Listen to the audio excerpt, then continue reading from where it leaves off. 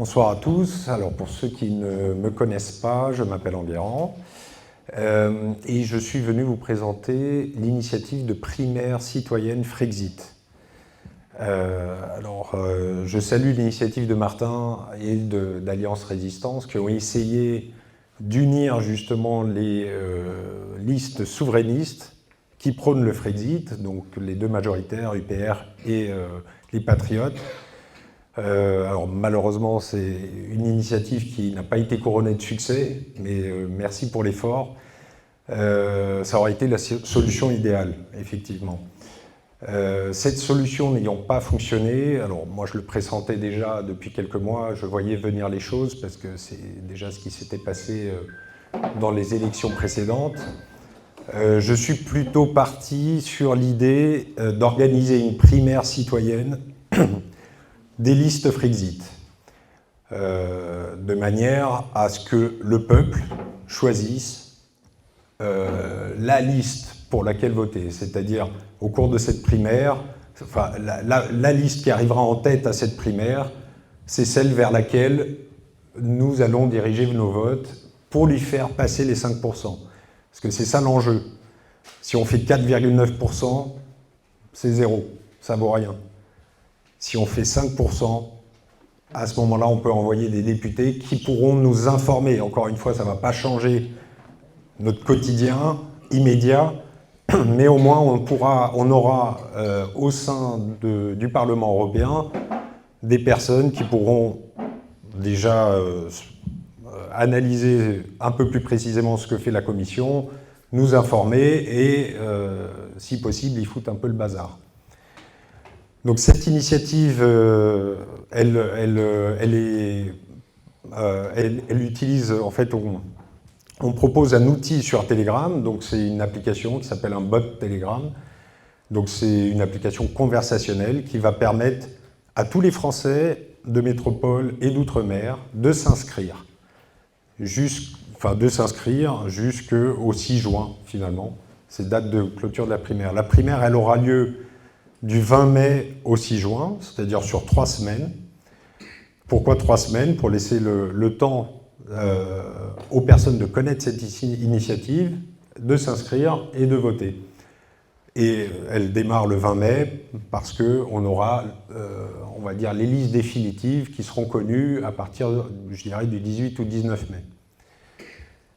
Donc c'est très facile, hein. On va sur l'adresse du bot, on s'inscrit. Alors pour s'inscrire, il faut juste partager son contact, hein, son numéro de téléphone. Ce n'est pas une donnée qu'on conserve, mais c'est une donnée qui nous permet de savoir que vous avez un téléphone français et donc que vous pouvez participer. Sinon, la Terre entière pourrait participer. Et une fois inscrit, on attend le 20 mai. Les listes qui feront partie de cette primaire sont les listes qui prônent sans ambiguïté une sortie de l'Union européenne. Donc il y en a une nouvelle aujourd'hui que j'ai découvert donc avec Jean-Marc, c'est pour une autre Europe. Voilà. Et donc aujourd'hui, on voit 4 listes, hein, l'UPR, les Patriotes, la liste France Libre de Francis Lalanne et la liste pour une autre Europe. Alors je ne sais pas si, j'ai pas posé la question, mais il faudra que je pose la question pour Décidons, la liste Décidons pour nous. Pardon ? Décidemos. Alors pour la liste Décidemos, il faudra que je me renseigne si effectivement elle prône le Frexit ou la sortie de l'Union européenne. Non. Bon. Voilà, donc notre critère de base c'est celui-là. Donc je suis désolé pour les autres listes citoyennes et je sais qu'il y a parmi les résistants des personnes qui ne souhaitent pas la sortie de l'Union européenne, mais il faut effectivement qu'ils votent en masse, et ça c'est un travail effectivement que porte Jean-Marc Tran, c'est de faire en sorte que le maximum d'abstentionnistes et le maximum de résistants aillent voter. C'est essentiel. Je veux dire, s'abstenir quand on est minoritaire, ça peut avoir un sens. Mais aujourd'hui, c'est le pouvoir qui est minoritaire. C'est les mécontents qui sont majoritaires. Donc s'abstenir, ça n'a plus aucun sens. Si tous les résistants votaient, on serait à 30%. Donc c'est essentiel d'aller voter et de concentrer, si on peut, nos votes sur une liste pour qu'elle fasse minimum 5%. Je peux vous montrer rapidement donc une instance de démo de l'outil, hein, pour que vous voyez à quoi ça correspond. Alors, très important aussi, il faut diffuser l'initiative. Il faut qu'elle soit le plus largement diffusée et qu'il y ait énormément de participation. Plus il y aura de participation, plus elle aura du sens. Et plus, on va dire, les abstentionnistes se rendront compte qu'il y a beaucoup de monde et qu'on est majoritaire. Et ça les fera bouger. Voilà.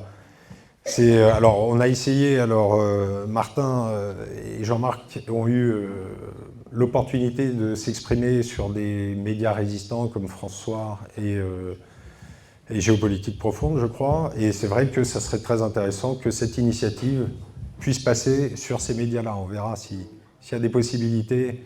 On a encore quelques semaines devant nous pour faire connaître au plus grand nombre cette initiative.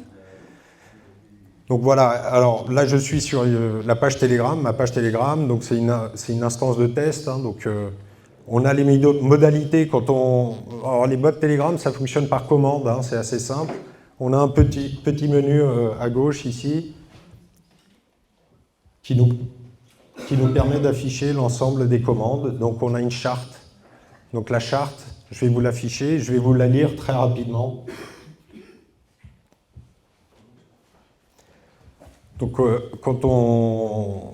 Alors là, je me suis déjà inscrit, puisque c'est sur le bot de démo, mais le rappel de la charte, c'est l'utilisateur comprend qu'il s'agit d'une initiative citoyenne indépendante et qui a pour seul but de mobiliser les Français et de les aider à faire un choix stratégique aux élections européennes du 9 juin.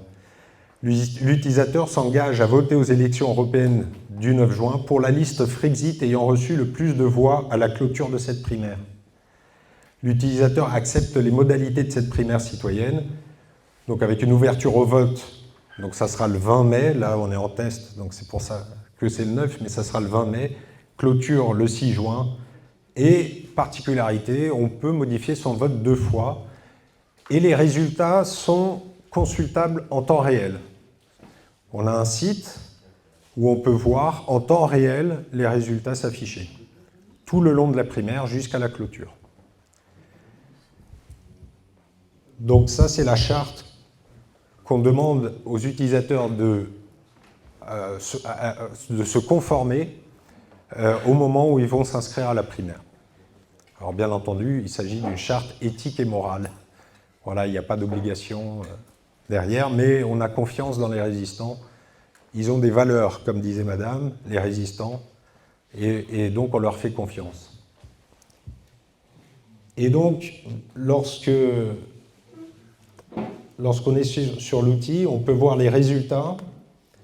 Donc là, par exemple, comme c'est une instance de test, on voit des résultats. On voit que ce sont des résultats partiels. Et là, par exemple, aujourd'hui, sur cette instance de démo, on n'a que 3 listes. On rajoutera, bien entendu, pour la vraie primaire, les autres listes proposant le Frexit. On a, par exemple, ici, 2 voix pour l'EPR, 2 voix pour France Libre. Donc, comme je peux modifier mon choix de vote jusqu'à la clôture de la primaire, 3 fois au maximum, je vais revoter parce que je vois que dans les résultats, finalement, j'ai changé mon d'avis parce que j'ai parlé avec des personnes ou que je vois qu'il y a une certaine liste qui prend les devants, donc je vais la favoriser encore plus, et donc je peux changer mon vote. Donc je dis voter, et donc l'application me rappelle que j'ai fait un vote le 11 mai pour la liste UPR, et il me demande si je souhaite changer mon vote. Donc je lui dis que je souhaite changer mon vote, et donc là il me demande de choisir la liste pour laquelle voter. Donc il ne me propose plus l'UPR puisque c'était le vote précédent, donc là je peux changer et voter, par exemple, pour France Libre. Et ensuite, voilà, Donc là, le vote a été pris en compte. Et si je regarde les résultats, ils ont été mis... Voilà, on a donc France Libre qui a maintenant 3 votes, l'UPR qui a un vote. On peut consulter les résultats en temps réel. Et on a un site internet avec beaucoup plus graphique, voilà, qui s'actualise tout seul en permanence en fonction des votes. Voilà, donc l'objectif, c'est vraiment, si possible, de faire connaître cette initiative au plus grand nombre. On compte sur vous pour partager, pour diffuser dans les différents canaux résistants, de manière à ce qu'on soit les plus nombreux. Nous avons lancé l'initiative officiellement le 1er mai. Il y a actuellement 2600 inscrits sur la plateforme. Et nous comptons, nous espérons qu'il y en ait beaucoup plus. Voilà, et nous comptons sur tout le monde pour faire monter ce chiffre. Merci. Merci.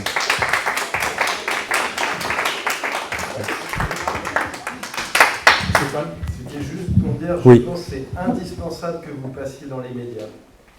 Parce que, à partir du moment où il y a un peu de bruit, s'il y a de plus en plus de gens, ça peut faire effet boule de neige, et si les partis envoient leurs militants, alors là, c'est parti. Voilà, il y a des chances. Oui. Une question sur pas la sécurité, mais qu'est-ce qui empêche que des bots se mettent dessus ou que je ne sais pas qu'il va y avoir une attaque étrangère, mais que quelqu'un, j'en sais rien, voilà. Qu'est-ce qui donne la sécurité à ce programme?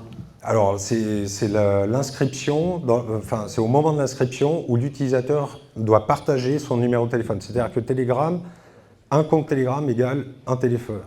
On ne peut pas avoir 2 comptes Telegram avec un même téléphone, un même numéro.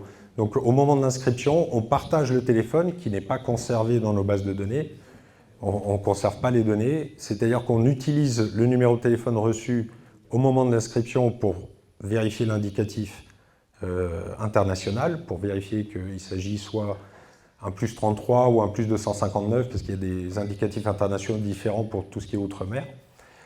Et donc ensuite, une fois qu'on reçoit le numéro de téléphone qui est associé à l'identifiant Telegram, nous, ce qu'on conserve comme clé de session, c'est l'identifiant Telegram qui est crypté en base de données. Et donc voilà. C'est également la sécurité de Telegram en lui-même. Et c'est la sécurité Telegram. On ne peut pas avoir plusieurs comptes avec un même numéro de téléphone. Merci. Et vous êtes rapproché éventuellement de Ariel Halimi, qui était celui de la déontologie des primaires socialistes, qui était un peu du foutage de gueule. Je ne connais pas ce monsieur. C'est un avocat, peu importe. Non, désolé. Mais voilà, donc, les primaires socialistes, ça serait bien de voir comment ils s'étaient organisés. Ils avaient fait un machin un peu comme ça. Oui, il y a quelques années, ils avaient fait une primaire présidentielle. Ah, mais c'était dans les bureaux de vote. Moi, je ne sais pas comment ils avaient fait. Ouais. Oui, ils étaient dans les bureaux de vote. Là, bon, c'est une primaire entièrement électronique. Non, c'est électronique. J'étais arrivé 89e, moi, dans le machin. J'étais avant Zemmour. Bon. Merci. Donc, il y a une dernière question, quand même. Mais rapidement. J'avais 3 questions, donc je vais essayer d'en faire qu'une seule. Vous avez envisagé d'autres réseaux sociaux? Quel est le nom du site internet avec les résultats dessus? Est-ce qu'une de ces listes vous a promis de suivre le résultat? Non, alors c'est une initiative citoyenne complètement indépendante, donc on n'a pas de contact aujourd'hui avec une liste, hormis celle d'aujourd'hui. Donc le site, c'est primaire-citoyenne-frexit.netlify.app, mais je vous le communiquerai. Et la première question, c'était... Un autre réseau social? Alors non, on ne peut participer qu'au travers de Telegram. Il n'est pas possible de participer au travers de Twitter parce qu'il n'y a pas d'interopérabilité entre les applications. Voilà. Merci Jules. Merci. Merci.